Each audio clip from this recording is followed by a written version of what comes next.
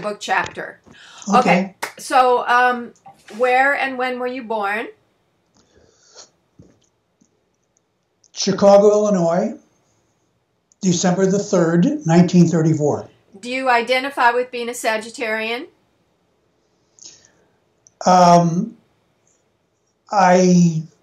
What does it mean to identify? I recognize that under the terminology associated with astrology, I was born under the sign of Sagittarius. So when you say identify, that means, am I Sagittarian? No, I can't say the word identify is too much to describe. Do I identify with being a white American? No, that's too much. Do I identify with being anything else? No, it's too much to say I identify with. The word identify has a kind of a closure to it. It puts things into a too tight of a perspective. I recognize and I understand the principles of astrology. So yes, I was born under the sign of Sagittarius. You're fairly typical in that you're adventurous. You've taught and traveled all around the world. That's kind of that spirit of adventure and travel as a Sag trait, right? Well, that's what I'm told. Okay. But I would imagine there are other people who are not Sagittarius are just as adventurous as I am. Like me.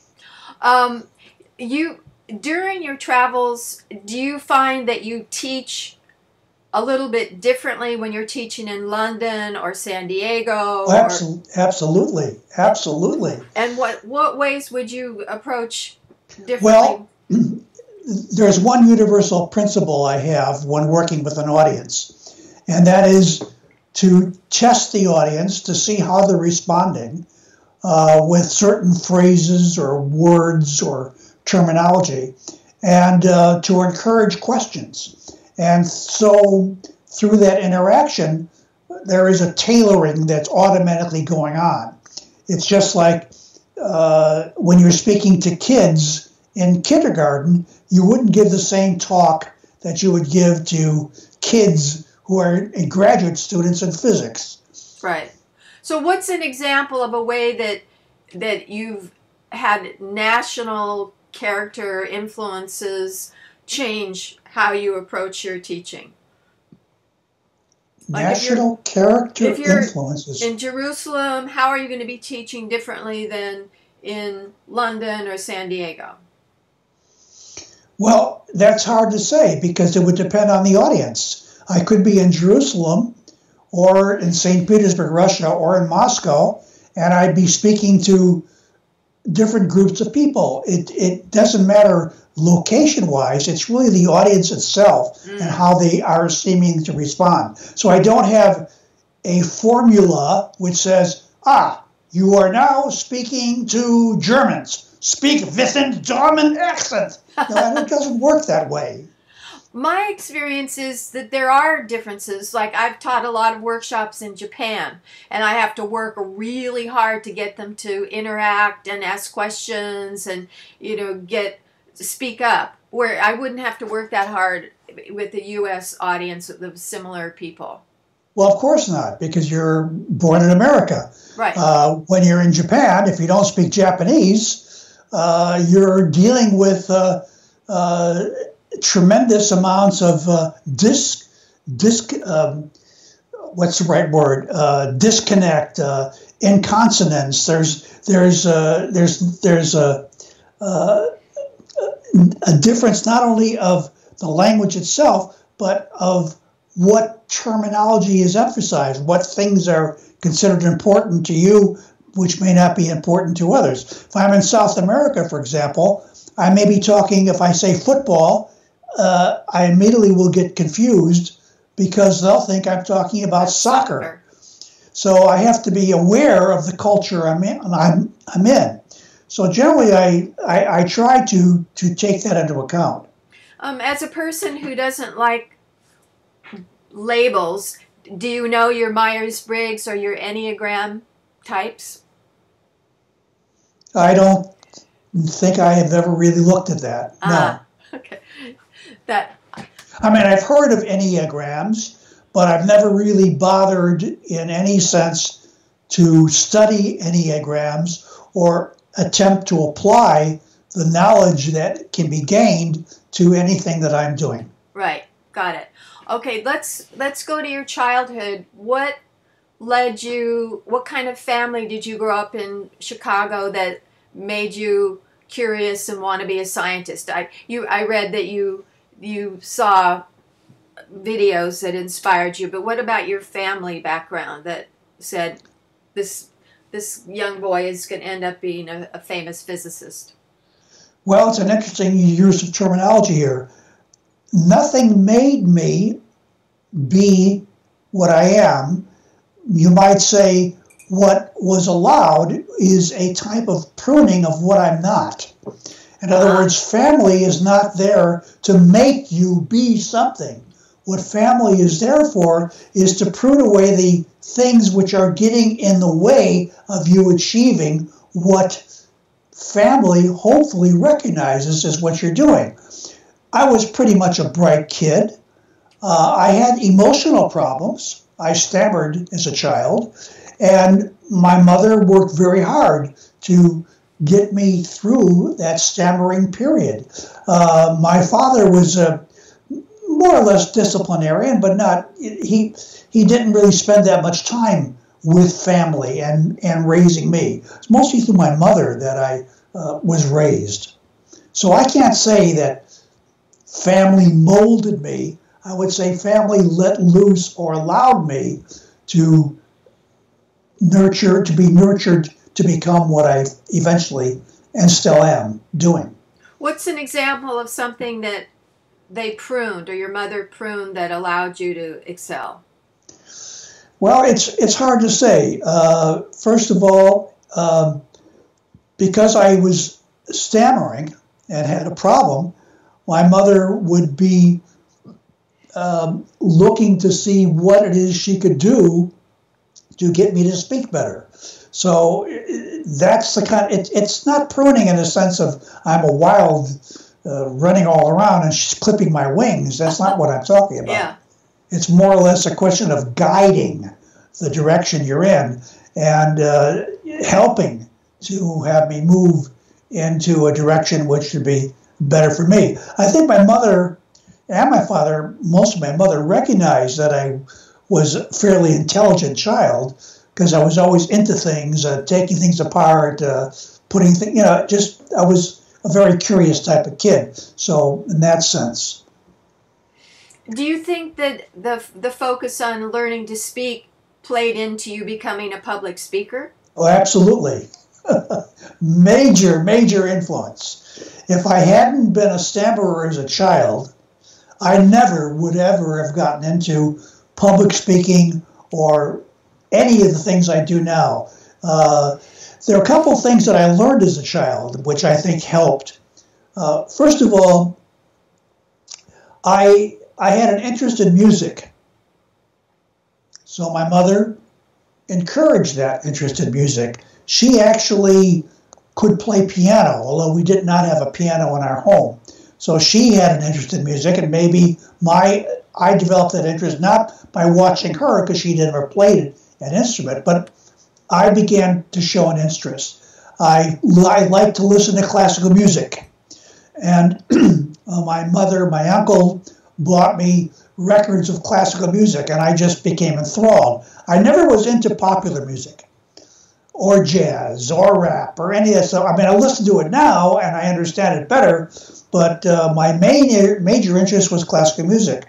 And I wanted to play classical music. So in my stammering period, I decided that I wanted to play harmonica. And at that time, the greatest harmonica players in the world were people like Larry Adler. I don't know if that name ever rings a bell with you, but you can look him up on the web. John Sebastian, Toots Heinemann. These are all great harmonica players, but the classical harmonica player of all was Larry Adler. And he had a book out on how to play the chromatic harmonica, which is a harmonica in which you can play both normal notes and sharps and flats. And I learned how to play that. And in so doing, I was improving my breathing technique. So that was helping with my stammering. And I also was interested in magic. And maybe that might be some of the early influences on my writing, because I'm still interested in the magical or spiritual quality. And even though I'm a quantum physicist, I still have an interest in what makes human thought, what makes mind. So that interest in magic got me learning how to perform magic. And when you perform magic, you don't just do, I mean, you could just do stage magic where you make things appear and people go, oh, wow, where'd that bird come from? But I was more interested in close-up magic, mainly because I could work with cards, a deck of cards. Now, when you're working with close-up magic, there's one thing that's absolutely required. You must talk. You must use words. Now, here's a stammerer who has to use words. So consider that by learning how to, the term they use is patter, P-A-T-T-E-R. Learning how to patter, I had to learn how to speak. So these are all the things I did. Harmonica player, magician. As I'm growing up, these are things that I'm using to encourage me to become what I am now. Magic is very much a part of the way I do my, let's say, performances, which I would really say speaking engagements when I go out in front of public. I use PowerPoint presentations with animation. I don't just get up there and speak, I show things. So I'm interested in the whole visual, mental, speaking. It's a hodgepodge, and it's a hoi polloi. I want to bring in more ingredients. I'll work with an audience. I'll do things which get them involved. So this is all comes about from my early childhood, I think. It's interesting that Russell Targ was a magician too, when he was an adolescent. Yes. And it made him think out of the box in the same way that I think it did you. What about your family's religious, spiritual nexus when you were growing up? Well, my parents were Jewish. I'm a Jew, but we never actually practiced Judaism in the house. There wasn't any emphasis on that. My parents were first-generation Americans, so even though my grandparents came over from the Russian ghettos, that wasn't part of what our household was like. I did go to Hebrew school, and I learned some Hebrew, and I also spent some time, I would say, picking up on some of the ideas in Judaism, but it was really not an important part of my life. Were you bar mitzvahed? No, I went through what's called a confirmation. I was the temple that we went to was called Reformed. Yeah. And Reformed is about as Gentile a Jew as you can become. I know. So then how did you get from Chicago to UCLA grad school, where I also have a degree? What happened in the meantime? Well, there's a lot that happens in the meantime. First of all, I went to Senn High School after I graduated from Boone Grammar School, named after Daniel Boone, the explorer. And even in grammar school, I was lucky enough to have a principal who encouraged intellectual curiosity. So that was helpful to me, I think, because I did well. I was certainly not held back in any way. When I went to high school, my interest was there. I had two major interests. Magic. No. Girls and football. That was it. Everything else was like, what? I mean, you can't. You have to understand that males. I can't speak for females, but I will speak for males. Males between the ages of 13 and 18 are very much penis-minded. They can't help it. It's part of their ways of growing, and they're easily influenced. It's one of the things that people that manipulate young minds know, and they use that to influence young minds. So, girls in football, I was very much an athlete. I was a quarterback in high school football, so I played on the team. I played a little basketball. I even did a little baseball, but not much. It was mostly football. So high school was that. I took a physics course, and it was very dull, boring. And not only was the teacher not interested in teaching us physics, but to make it even worse, the author of the textbook's name was Charles Dole. Can you imagine? You're learning dull physics from Charles Dole. Perfectly good example of how dull physics can become. Anyway, by the time I graduated high school, in a class of like 250, I was like 28th, 29th. So I was pretty up there in the higher levels of achievement. And so I could really go to, I had my pick of universities, but financial requirements and so forth, I went to the University of Illinois, and the courses I wanted to study were heavily math and physics. So I got my BS degree, my Bachelor of Science degree in engineering physics. Engineering because I like to take things apart and put them back together again. And physics because I wanted to know how this universe really works. So I took a lot of math, a lot of physics, engineering courses. So I learned a lot of different things. By the time I graduated from college, I also was an ROTC cadet. So I became commissioned as a second lieutenant in the Air Force because during this period of time, we were in the Korean War. And draft was still a part of life.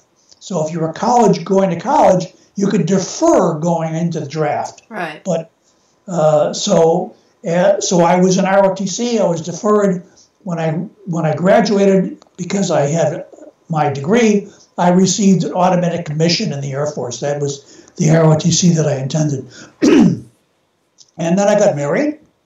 And in Chicago, and then my wife and I, we moved to Los Angeles because I received a fellowship from Howard Hughes. Wow. Great magnet.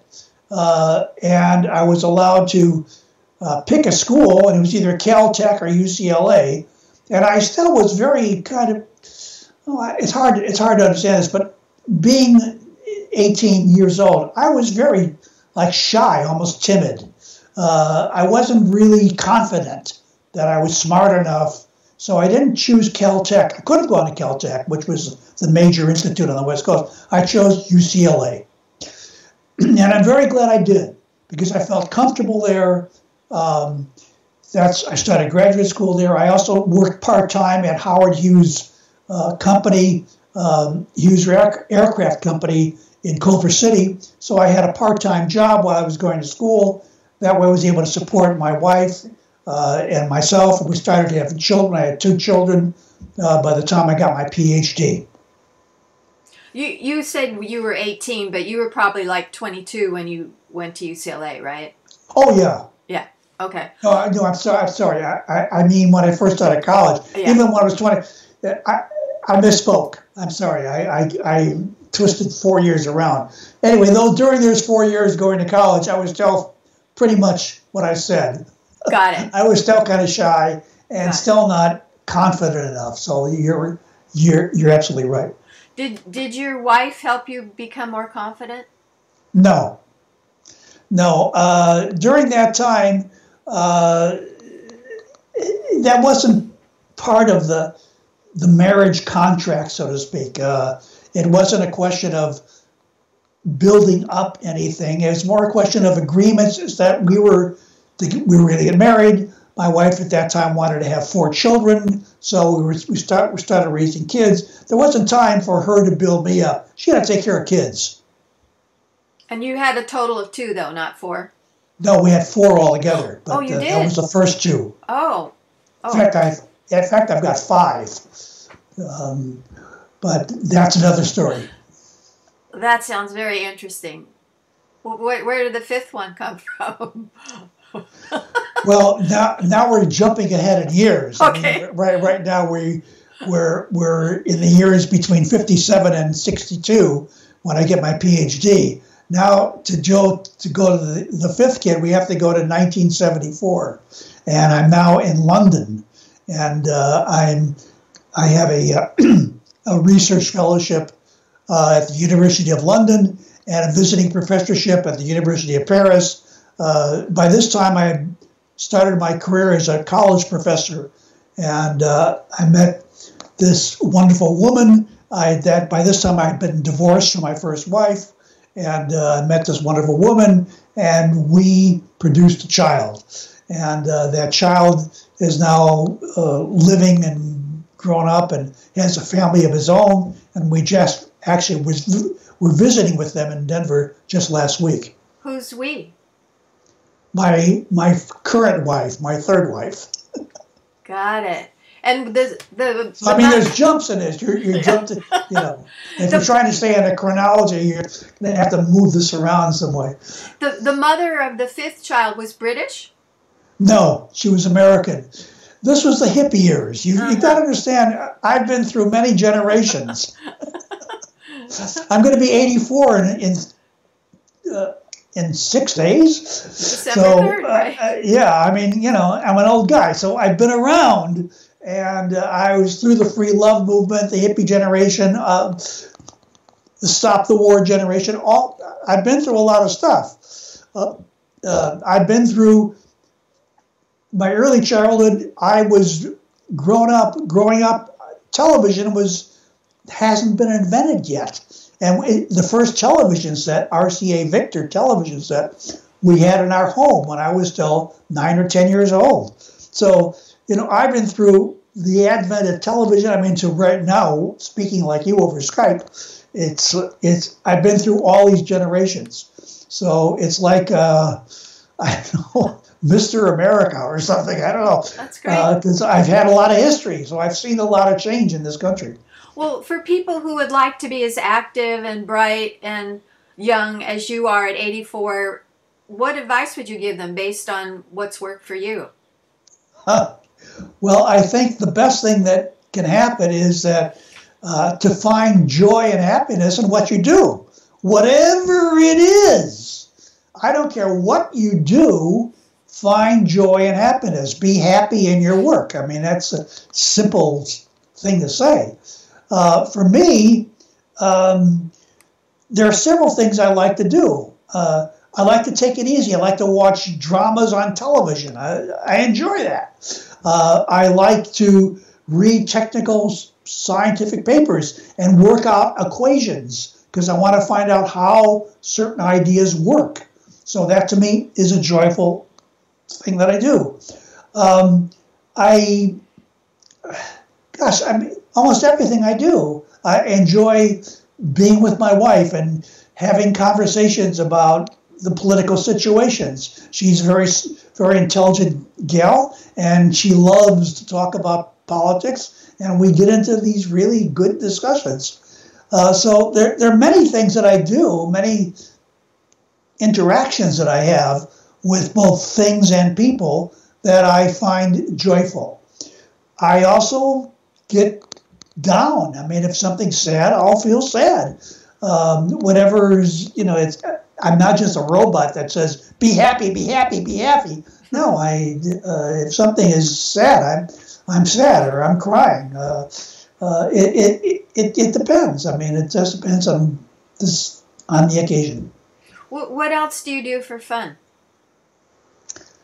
I breathe. I enjoy life. I do some mild exercising. I used to be a runner and an athlete, so for me, exercising has been a part of my life ever since I was a kid. So even today, I don't run as much. I don't run anymore, but I take long walks almost every day. I don't know what you mean by fun. For me, fun is life. I don't see any difference between the two. That's really typical of what other people have said. It's like, my work is fun. What I do is fun. So a lot of people are saying the same. It's interesting. What do you think happens after death? One thinks about it more as one gets older. Well, there are a couple of things. First of all, I've had some very deep experiences with death. And because of these deep experiences that I've had, I have a more a spiritual understanding of the process of what happens to you after you die. These experiences started, I would say, in the 70s.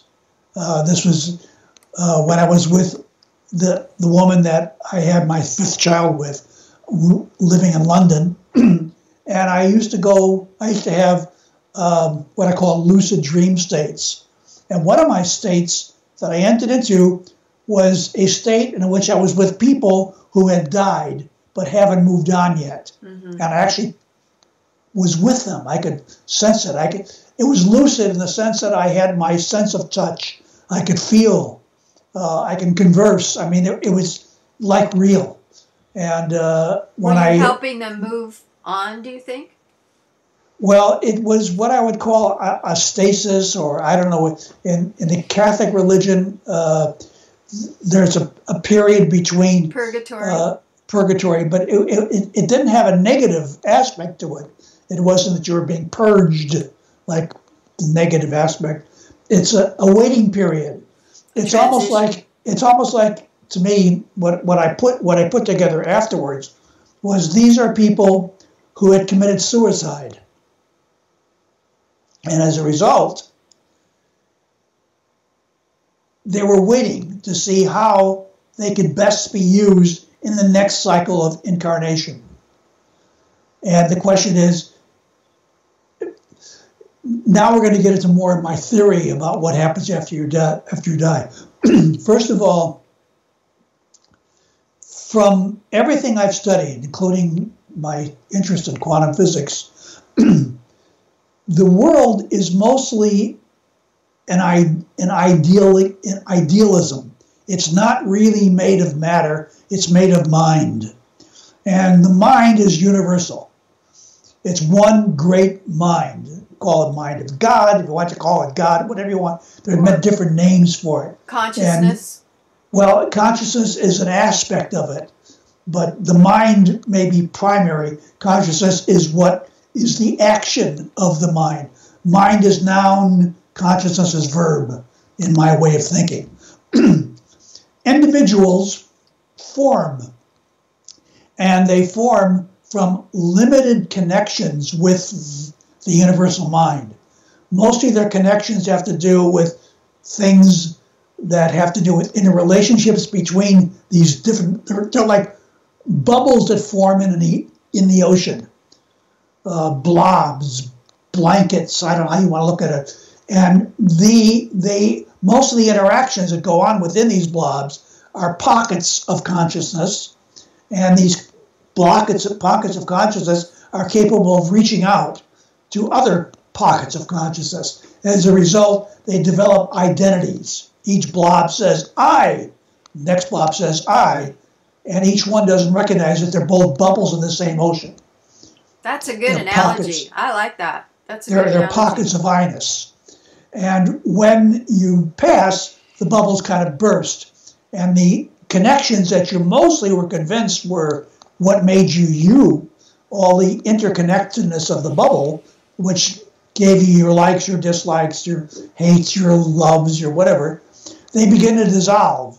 And then you begin to connect with the bigger ocean, which contains you always anyway. And then it's how the new bubbles form when you come back in again. The process is a continually bubbling. It's as if the mind itself has a desire to bubble, a desire to produce these bubbles constantly arising. Evolution is a word that resonates for me with that. Well, evolution usually means a bubble which gives rise to another bubble. It's bubble to bubble to bubble. Ape to man, red wing to black wing. evolution as Darwin saw it is a very materialistic point of view. I don't see it that way. It's not an evolution, it's more of a surrender and then a regrouping. And what structures you've built up would tend to dissolve, but intelligence, certain basic attributes, I would say, which are important for survival, stay intact. So I think people become hopefully more intelligent as they quote unquote evolve.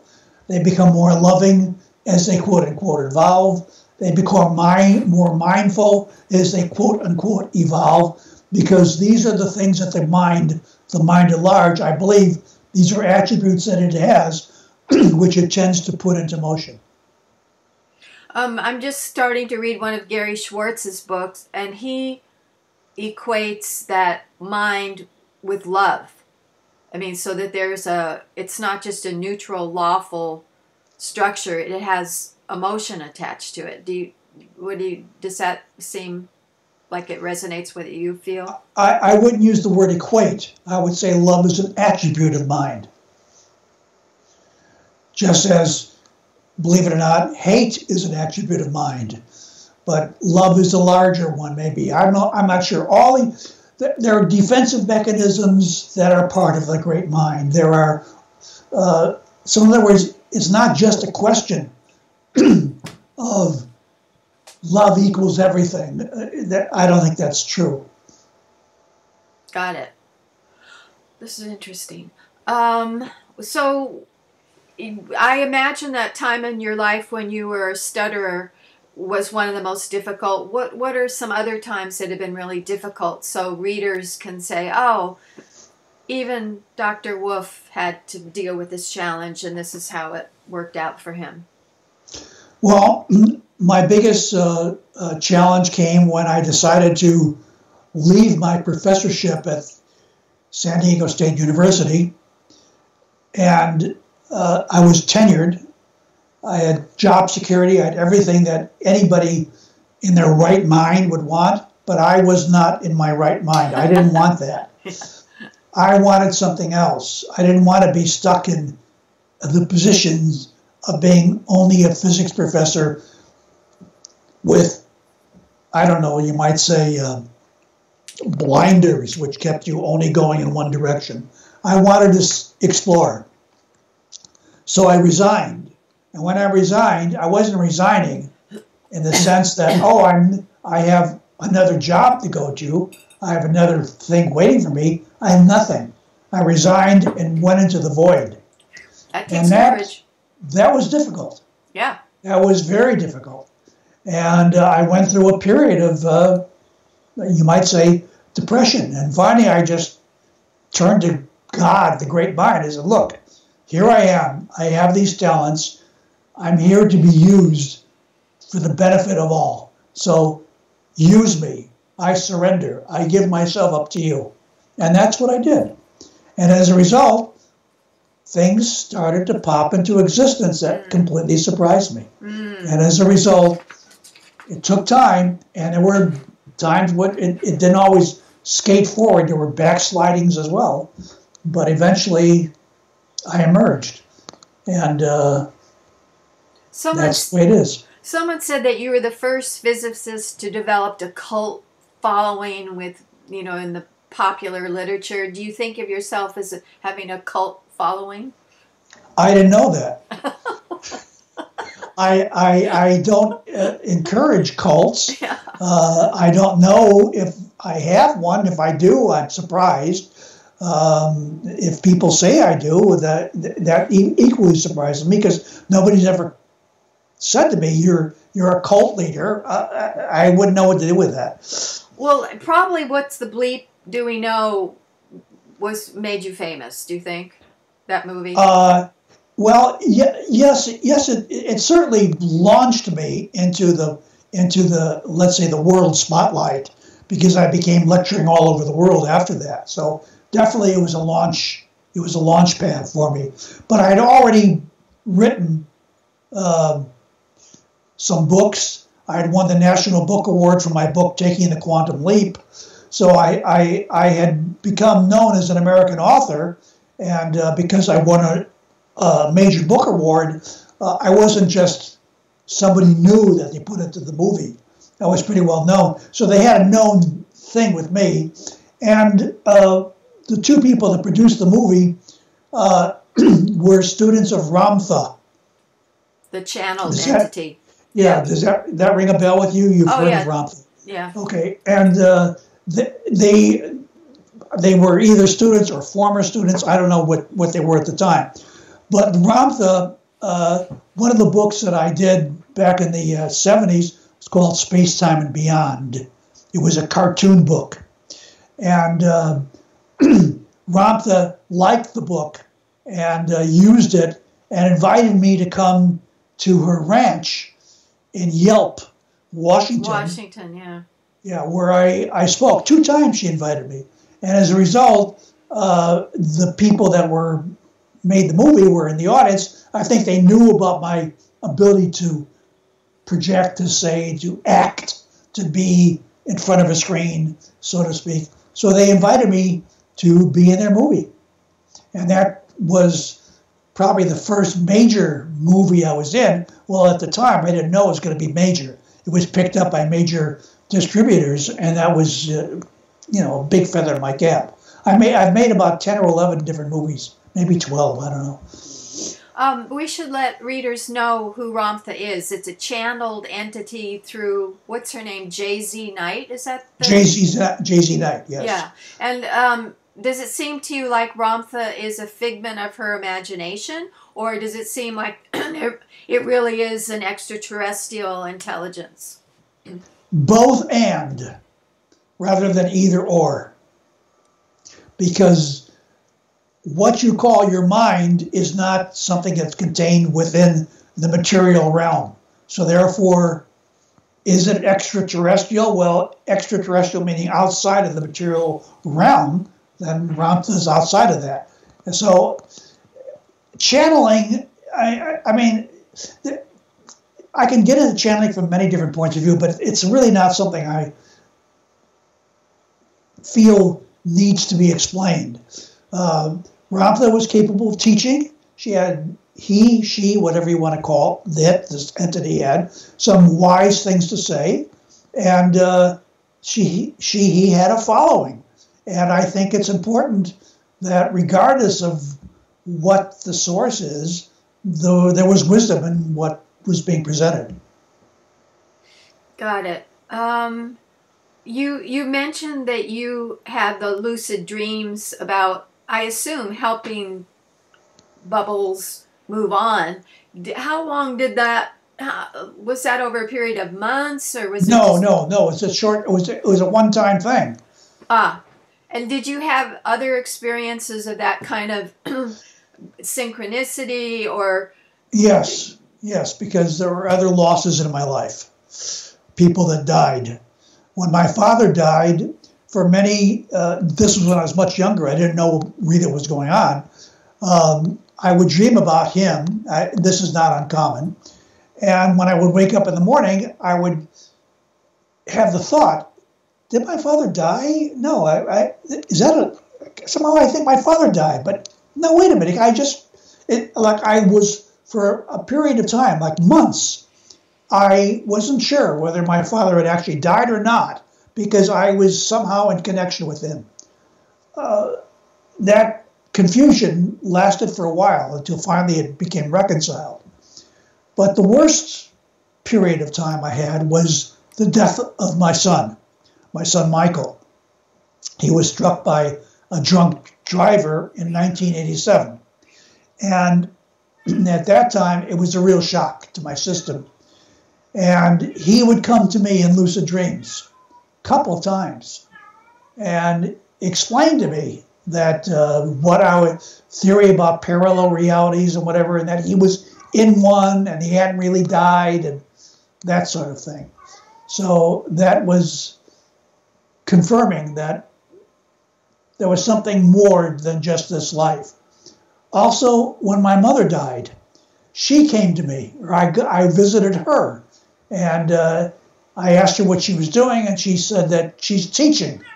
which was, to me, a funny thing to be doing. I said, who are you teaching? She said, well, she's teaching mainly men that had lower position jobs in life, but were being trained to be executives when they're reborn. How interesting. Was she an executive? No. But she was obviously an intelligent woman, and she, God knows where that comes. I mean, I'm just saying to you, there are a number of experiences that I've had dealing with the other worldly realm, if you want to call. So that, coupled with my basic quantum physics theorizing, have put together a picture that death is not the end. Right. But don't hold on to your personality, because that ain't going to last. Whatever you think you are, you aren't. There's something bigger that you are, and you will find that out when you let go of all of the basic structural, egoic terminology, things, thoughts that hold you together. Whatever they are, they're not going to last. They're just passages. It makes sense that part of who we are is our genes, our DNA, our body, and when we don't have that, then different aspects manifest. That makes sense.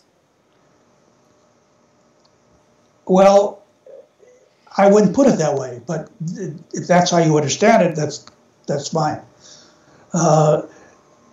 We aren't genes, structures. Those are just, when we talk about anything physical, we're talking about a model of something that we put a label to in order to objectify it and put it into perspective of being and thing out there.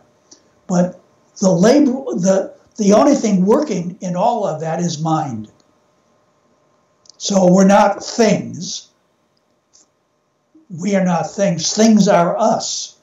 That is, things come out of our thought processes. We don't come out of things. It's so interesting. We are made of things. Things are made of our minds. Mind is first. I was going to say, it's so interesting to me that we know maybe 5% of what the universe is. The rest we don't understand. Dark energy, dark matter, DNA. They used to think that most of it was junk.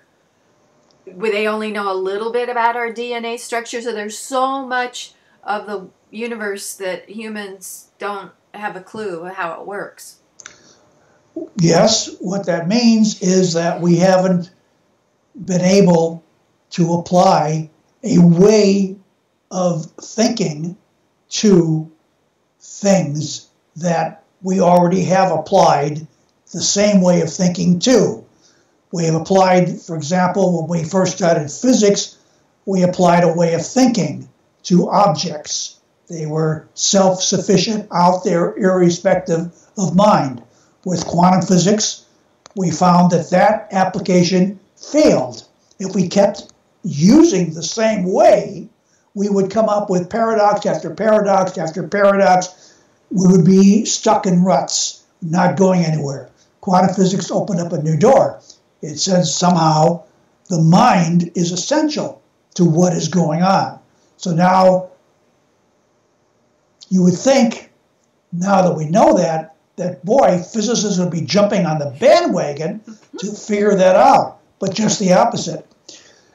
One of the things that we have is called the survival mechanism. And the survival mechanism works even to keep us from surviving. It's a paradox.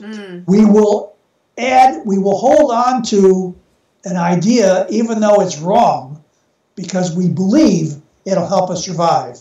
So there are scientists that hold to certain ways of thinking because they believe that's the only correct way to think. We call that prejudice, and we see it, especially today, in our offices, in the Senate, in the presidential White House. And we see this kind of holding on to old ways of thinking because we believe they're necessary for survival. What I'm saying is just the opposite. What those old ways of thinking will guarantee is their own death. Like denial of climate change and human involvement in climate change. Denial of climate change, racial superiority. I mean, there's a lot of them that have cropped up over the last 100 years that have led to their own downfall because they simply are not within the mindset of what I would say the one mind. And even my definition of the one mind is my limited, very limited way of dealing with what is experiential, and that cannot be really intellectualized. It has to be experienced. So, fortunately, I've had some of those experiences. In terms of relatives who died and that kind of thing. Yeah, that sort of thing. Yeah. And my lucid dream states. So, the question in quantum physics to me is, if something exists in potentiality only, and only if it's observed, because does it become wave or particle, then the question is, does it observe outside of observation and consciousness? What does that mean? Observe outside of observation. I mean, does it... Okay, so we know that that a photon doesn't change its potential state maybe until it's observed, and then something becomes a wave or a particle. But before that exists in different states in potentiality, right? No. No, it doesn't exist in different states of potentiality. It is a form of mind that manifests through ways that we use to bring manifestation about as one form or another. In your terminology, wave or particle. So it's neither wave nor particle. It doesn't have different states of existence until they're observed, and then those states can be counted. So what is it before it's observed? Well, I call it's part of mind. Physicists use the term quantum wave function. It's just a terminology. It doesn't explain it. It just simply, we can put a mathematical form for it, and its structure is very much wavy, but it doesn't wave in ordinary space and time. It waves in infinite dimensional space and time. That is very hard to grasp, but that's really what the quantum wave function is. It's part of the great mind. It doesn't, we deal with it in a limited way in order to explain certain kinds of experiments. There is a principle which allows us to do that. We can narrow things down. We can explore within a certain confine. It's like putting a box around things and only dealing with what's taking place within the box and ignoring any influences from the outside the box. Physics allows us to do that kind of experimentation. Isolating. So when you have a non-locality operating, when entangled particles, say, influence each other without any time lag, what allows for that connection between entangled whatevers? I'm not sure I understand what allows. Yeah. What do you mean? I mean, what's the field of that allows the two to let's say there's two electrons that become entangled. We send one off the other side of the world. It changes. The other one changes in response. What allows for them to communicate? Well, because from their point of view, there's no separation. From our point of view, there's a separation in space. But from their point of view, there's no separation. That's what entanglement is. It basically, to give you a metaphor, okay, I'll try to provide this for you. Thanks. Imagine you're looking at a very elongated fish tank. And there's you can watch from the elongated side, or you can look from the side, the smaller side. You follow what I'm saying? Yes. Okay. Now, if you look through the window of the smaller side, and there's a long fish in there, you can see a fish coming towards you. and then you can see it flip and go away. Okay?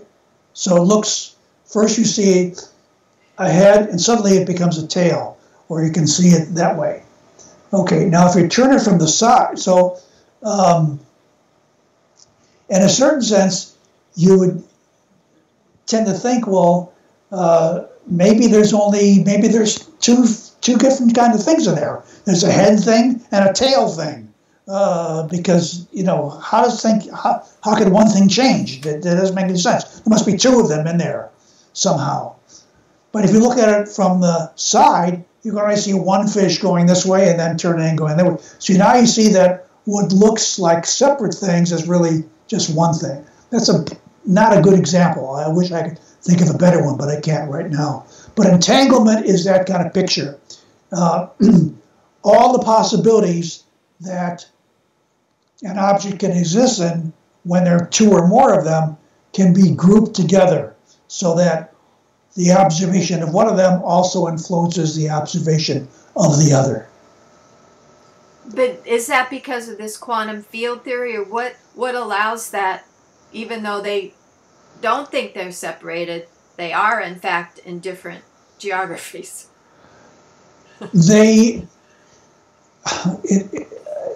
It's hard to answer the question. I don't know how to answer that. They are separated from a certain point of view, namely the point of view we bring to bear. Got it. They are one from another point of view, namely the point of view of the quantum wave itself, or the mind of God, however you want to look at it. So they're not separated in that sense, but they are separated in what appears to be a physical sense.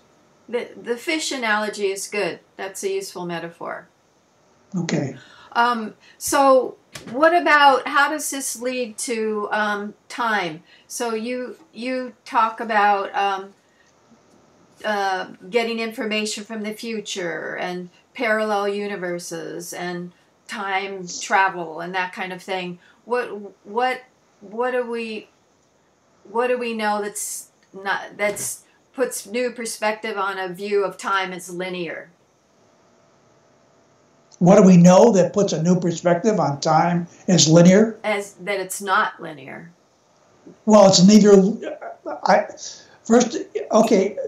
The thing that I want to try to get you used to thinking about is language, the language that you use.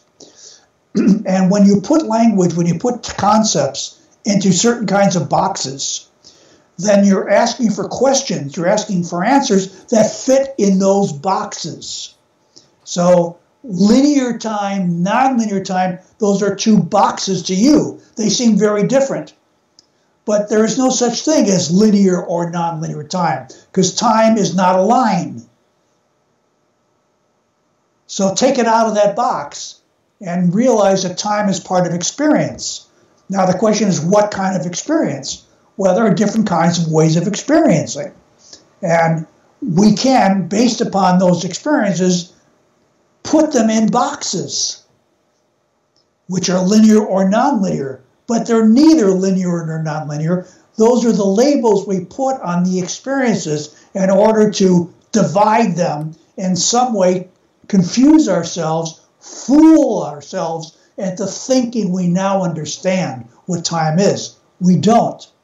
Time cannot be explained linearly, nonlinearly, upside down, right side up. It's neither or any of those things. So what do you mean by time travel?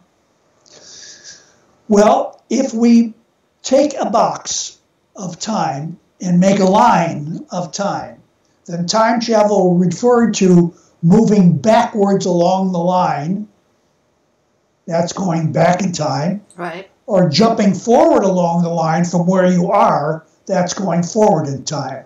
So time travel is simply a way of speaking about moving backwards or forwards from the now present moment along the linear time.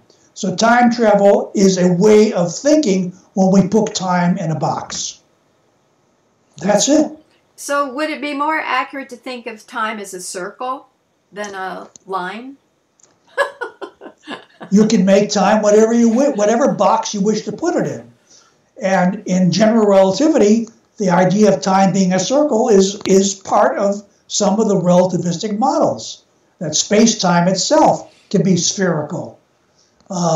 So there are many different forms, different models of what can make, in which you make time a paraboloid, or a circle, or a straight line, or a wavy line. There are all kinds of models that one can make, and each model is used usually for a mathematical reason in order to explain something about the physics of the experience that one might have upon doing certain kinds of experiments. So it's not a circle, it's not a line, it's neither of those things. It's really an undefinable quantity, a thing, if we want to call it a thing, and it's part of what we call experience. Time and mind are, in a certain sense, equal. So when Dean Radin did experiments where he hooked people up to measurements and they showed slides, they reacted to the arousing slides before the computer even generated them. What allows for that? Again, your question is what allows? It's like they're giving. Allows means, is there a parent that stands up and says, you can do this, but you can't do that? What do you mean by allows? Allows. It's like, is there some forbidding principle that you have in mind that would forbid it? You see, it's again, you're putting a thing which has experimentally been demonstrated, that people can sense things before they happen. Why? I mean, how can they Again, you're asking for a model. Yes. See, if I give you a model and I say it's because A equals B equals C equals F and it all goes like that, you say, oh, well, that explains it. It explains nothing. It's just words and mathematics and equations. It doesn't explain anything. The fact is that people have precognitive experiences. Right. They have lucid dreams. Right. They experience things before and after time. They have past life recall. There's all kinds of things that we do. You're looking for a linear model which will convince you that physics will tell you that that is the right answer. It don't work that way. All the models will do is put them in boxes, and the minute we put something in a box and say, oh, we now understand what that is, another experiment comes along and blows the box apart. What about string theory that says that there's 10 dimensions and multi-universes? I've read that the math works, but experientially it doesn't. Does that help us understand anything? Well, it helps us put a knotty string ball into place, which helps to tie together the gravitational experience with the electromagnetic, the nuclear, the strong, the quark forces. It brings together, or attempts to bring together, all of these different kinds of experiences that can be measured. It has some limited success, but the problem is it can't be measured. We don't have refined measurements that would prove it one way or another. So it's a theory that's beyond provability. Experimentally, that is. Mathematically, it can be done consistently, but we can't prove it physically. When you talk about time travel, that just means that it's not linear. So No, it doesn't mean anything. It has nothing to do with linear. See, you have a concept of linear, and I don't know what that concept is, but linear to me is a line. Right. And you have a concept that line only goes in one direction. Is that right? That's the traditional. You see the line with an arrow on it, right? That's the traditional view, yeah. Well, what if there's an arrow on both ends of the line? What do you do then? What do you call that? Nonlinear? You draw a line, but you put arrows on both ends of the line. Right. What is that called? That's also linear, isn't it? Yes. But it points in either direction. Yes. So what do you call that? You can move this way or move that way. Still linear. Right. Have you had information from the future come into your present? Have I ever experienced information from the future? Yeah. I would say yes. Can you think of an example? Well, everybody, including you, every human being constantly has information from the future coming into the present. You're born with it. It's called intuition. It's when you sense what you're going to do before you do it. Or you can sense what something's going to happen before it happens. Everybody has that. Yeah. So it's so common and so ignored that most people tend to just simply say, oh, it's only the outstanding things like a flash of the spaceman coming in from Blue Baba that came into me and told me that this was going to be happening in the year 2057, that the bombs were going to go this way and the trees were going to... All that's silly. What's really important is that time itself cannot be represented. There's no such thing as now. Now is a composite of many instances of time from the past and the present integrated, and the future integrated into your present experience. So when you begin to look at things that way, you don't look for the big surprise, the big, oh, no. You don't look for the, oh, wow, gee whiz kind of stuff. You accept that your life living is, oh, wow, gee whiz. Got it. There's a kind of a popular belief in the law of attraction, and but actually, in nature, there's a repulsion. It's more than attraction, right? I mean, like doesn't really attract like. No, so, well, like when we're talking about electrical charges, like charges repel each other. Yeah. So the idea of like attracting like is an idea which, I mean, I would say it's more of a business type of conceptualization. I don't really see.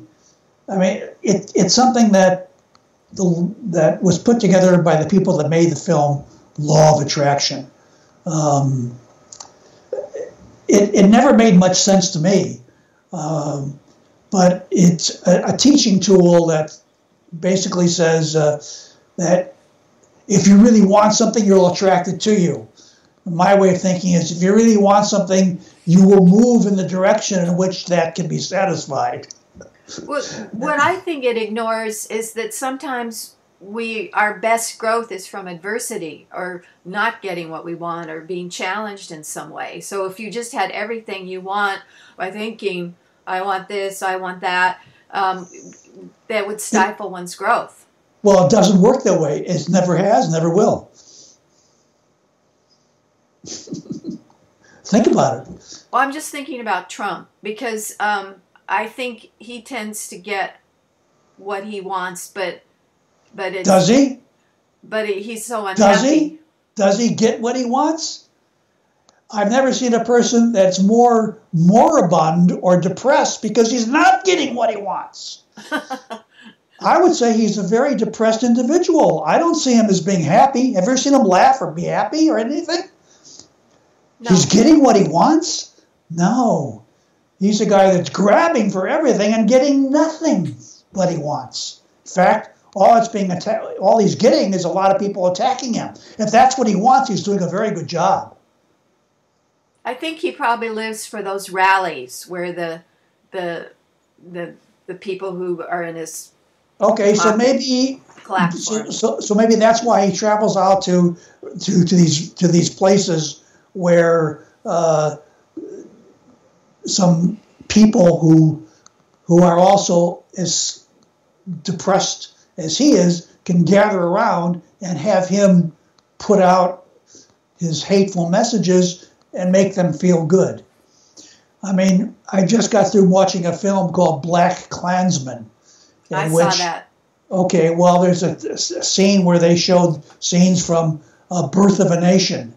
And people that were watching Birth of a Nation, in which black people were being hurt and mutilated and whatever, that film was being shown to a bunch of Klansmen, apparently, in this depiction of the story. Right. And they're all cheering, tears are rolling down their mind. They're just happy because, oh boy, they're getting the black guy down. We're winning. We're winning. That's the kind of thing we're seeing with the whole thing around Trump. It's basically, I think, people that are not mentally quite present. There are other people who I imagine support Trump who maybe are doing it for very monetarily selfish reasons, and that's fine with me. But I would never say he's getting what he wants. Well, we're talking about... Go ahead. No, you go ahead. While we're talking about politics, it's easy to be discouraged, and because there's a whole line of Trump-like people being elected and in power around the world and denying climate change, and it's hard to feel optimistic. I want to know what you feel about it. I'm optimistic because I know that kind of thinking is wrong, and I believe in the facts. I believe in that there is a better way of life, and that's not the way. So I don't see that. There's always going to be a reaction to change. Mm-hmm. Always will there be even vehement, violent reaction to change. It hasn't stopped. It's going to continue to grow. It's continue to go, but we don't have quote unquote slaves anymore. We don't have We do, Germans. actually. We There's don't lots have, of slaves. Well, you can look at it that way if you wish, but I don't look at it that way. We don't have slavery anymore. We don't have people working on plantations with massas, whipping them. We don't have that, whatever you want to call it. We don't have that. We don't have Germans killing Jews anymore. Yeah, we have an occasional guy who believes that we should kill all the blacks or the whites or the blues or the reds. You know, we have all that kind of insanity. There's always going to be that. But we're moving in a direction, I believe, which is actually the true basis on which I think this country was formed. And I think that's where we're going to go. I don't think it's going to be, I don't think we're going to see this fall into a Nazi dictatorship run by Trump. But do we have time in terms of climate change for these climate deniers to be in power? I think we do, but it's there are several problems with climate change. One is, first of all, it's true. The second of all is what and how much is due to our human influence. I think there might be some serious consideration that not all climate change is due to what humans do. That there could be climate change due to natural phenomena beyond our control, such as the way the sun works. There are other things that could be influencing. So I don't want to just say, and there's also something else. Our planet, through millions of years, has been able to adjust to tremendous changes in both atmosphere and climate and whatever. And the Earth is a living thing. So I think it's capable of adjusting and changing. I don't think we're going to completely screw it up. I'm hopeful that enough of us who believe that human beings can influence climate change. We may not be able to stop it, but we may be able to influence it. And certainly, it makes sense to have better air, better water, clean air, clean water. It also makes sense to have people living in standard conditions, not substandard conditions.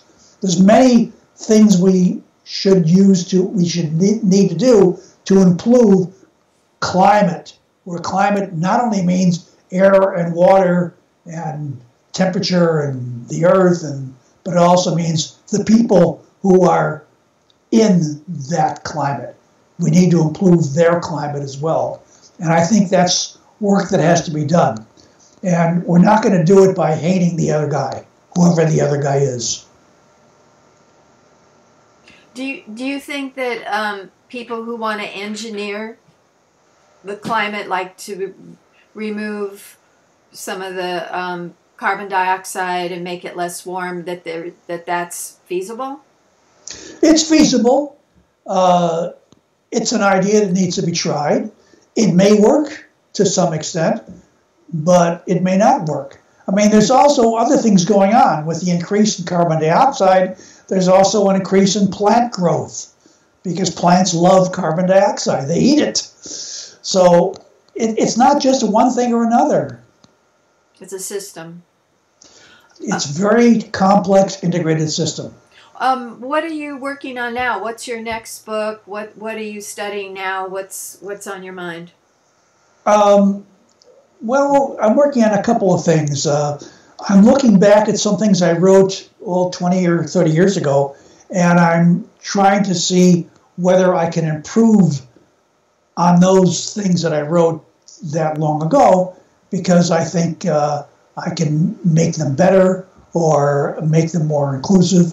All basically has to do with the nature of consciousness. Can you be more specific? How you're going to narrow that down? Well, I don't want to really get into all of the stuff I'm working on.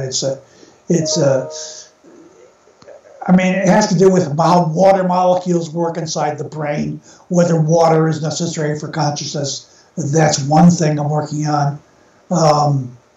There are other things too, but see if I can point them out. I'm working on a concept that we've been talking about, the nature of soul, Buddhist theology, and quantum physics. I'm working on an article about that.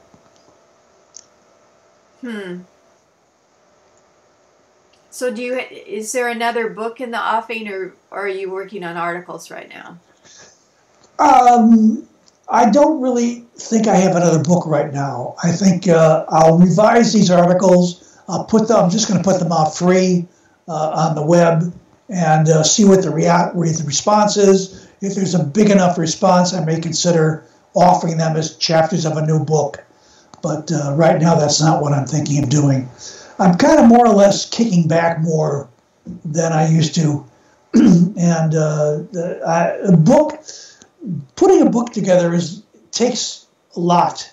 I mean, it's not just writing, it's rewriting, it's reorganizing, it's communicating with the publisher, it's putting in the graphics. I mean, all the things I do everything myself. So it's really a big job, and it takes a big brunt of my time. And as I get older, I'm slower, and so I have to do things a little slower than I used to be able to do, and that kind of slows down the process. Mm-hmm. What I'm curious about is people like Dean Radin have shown that psi research is so double-blind, scientific, way beyond probability, statistically valid. He's proved it over and over and over again, but then there's this tremendous resistance. Is that just the same kind of thing as people saying, no, the sun isn't the center of the universe, the earth is? Well, it is exactly the same thing. It's not exactly that. It's not. I mean, there are less people that do not believe the sun is not the center of the earth. Most people understand that. It's more like, well, I don't know. It's there's always going to be reaction to change. That's called inertia. There's always going to be inertia, resistance to change. Sometimes it's good that there's inertia, sometimes it's bad. So regardless of what Dean Radin proves, there's going to be people that are going to comb through the data, try to find something that they can pin their hopes and dreams and resistances on that say, oh, this should be better, that should be better, or this is wrong, that should be wrong. And then Dean will have to come back and say, well, here's why it's right, or here's what we can do to improve it. That's the nature of science. And I'm sure you've gotten criticism from some academic physicists for your books. I would guess I have. Yeah, I mean, always. It's the nature of the beast. Many people don't like that I popularize or mix in spirituality and physics. Many people get really upset with that because they want to stay within their own. Remember I told about boxes? Yeah. Physics is a box. Yeah. Dare I go outside of that box and speak about consciousness? Well, some people are doing that now. Scientific American is even publishing work of a guy, Bernardo Kastrup, who's been going outside the box and publishing blogs in the magazine Scientific American, which is very conservative. So there's been some attempt, because quantum physics is definitely changing the size of the box, even opening up holes in the box. And so there's hope now. There's more room to breathe than there has been in the past. When I first started writing some of this stuff back in the 70s, even about time travel, physicists would label us as complete nuts, any of us who wrote on that. Now, there are standard articles on time travel. I mean, it's a major interest, particularly with quantum computing and the circuits which go backwards and forwards in time and how they can influence quantum computing. So it's whatever was forbidden in the past is usually allowed in the present, but new shibboleths will arise, as always. So it's just a dialectical process. That's Absolutely. Human. Yeah. Absolutely. It's dialectical. Interesting. What have we left out that you think readers should think about in understanding how the universe works? I can't think of anything. I think we covered the base as far as I can tell. Okay. I wanted to ask you who else you think should be included in the book in other chapters alongside of you? Who would you think is a visionary scientist? Well, certainly you ought to include Dean. I have. There's this fellow Bernardo Kastrup, who I think Kastrup. His name is spelled Kastrup. Okay. He's Bernardo was his first name. If you get a hold of the latest Scientific American, or look him up. Okay. Bernardo, Bernardo. Got it. Kastrup. He's a visionary guy, and I like what he's doing and like what he's saying. I'm speaking about guys that are definitely outside the box. I mean, there are many good physicists that are still within the box that are pointing to very interesting things, but you are looking for more of the outside the box types, right? Mm-hmm. Okay. So those are two that I can think of. I don't know if he'll work with you, but there is a guy that got the Nobel Prize. His name is Josephson, Josephson, and Brian Josephson. He's in England, in Cambridge. He's got some interesting ideas outside the box. He's very much into psychic phenomena. He might be interesting to include. Definitely. Good. And he's a Nobel Prize winner, so you're looking at somebody who's got the brain power to talk to you about this stuff. Absolutely. And stick to good stuff.